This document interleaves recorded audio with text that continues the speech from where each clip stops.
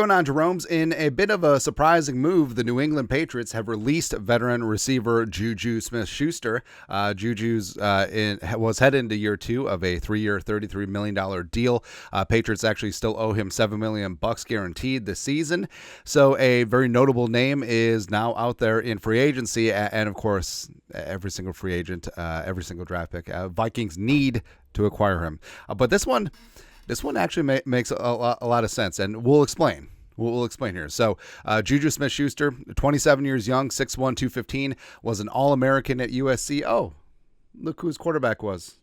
In Slinging Sam Darnold's fantastic 2016 redshirt freshman season. Oh, look who his number 1 receiver was. Oh, JuJu. Yeah, 70 for 914 and 10 touchdowns. No big deal. No big deal. Also, I included Max Brown on the list because that's me every time after I eat Taco Bell. Max Brown. No.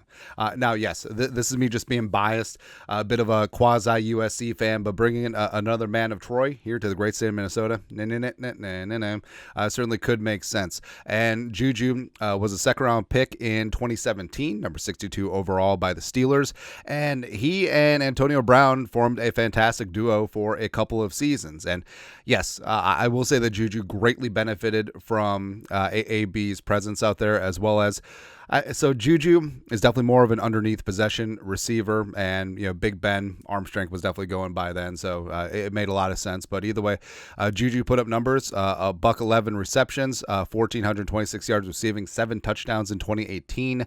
Made the Pro Bowl, played out his rookie deal with the Steelers, signed with the Chiefs in 2022. Actually won a Super Bowl with Kansas City. Had 7 catches for 53 yards. Also drew that crucial holding penalty at the end of the game against Philly, helping KC win. So JuJu's on the board. Got himself a ring.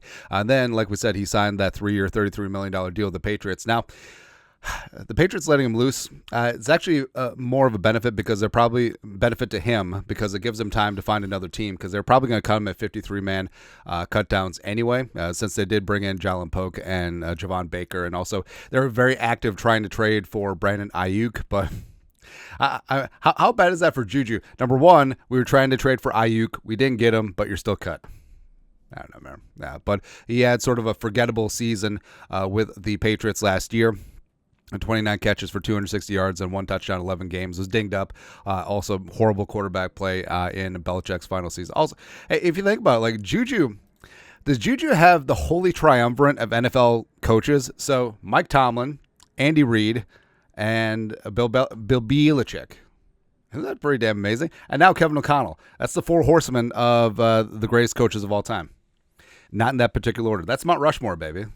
That's right. Now, like we said, we're famous as infamous for saying like, hey, sign everyone, but this one actually makes sense. So JuJu, veteran, high volume experience, possession receiver, primarily works from the slot. About 63% of his snaps are from the slot versus out wide. He does play best with vertical threats. Now, everyone with Mahomes is a vertical threat, but you saw what he did with AB.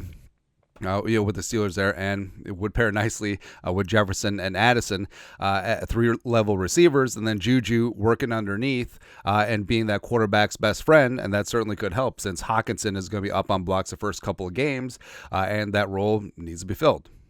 And also playing on winning teams, and the Patriots. And also is very sure-handed underneath, only a 5.1% career drop rate. For reference, Justin Jefferson's career drop rate, 5.2%.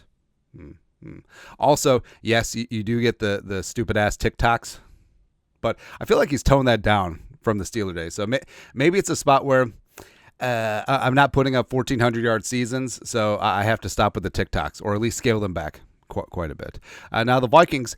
So I do like Jalen Speedy Naylor and Brandon Powell as an aggregate wide receiver 3, but I do think that throwing JuJu into that mix would be interesting. Oh, also, like we said, could sign him for league minimum because the Patriots owe him $7 million guaranteed, so that would just offset, and he's not going to get more than $7 million in the market, so it would behoove the new team to sign him for the league minimum, and the Patriots pay the rest. Right, so that makes sense. And it does give JuJu some freedom as well, because he can sign somewhere not for the money. He can just pick where he thinks that he can make the most impact. And don't get me wrong, I like Tristan Jackson, Thayer Thomas, Jashawn Jones is definitely going to progress as well. But I think right now, if you want to find a quarterback a wide receiver who has experience with the presumptive starting quarterback, has had great success with him, and also fills a role that you don't necessarily have on the roster right now, that underneath possession guy, for the league minimum, I mean, at least kick the tires and light the fires, Big Daddy. So just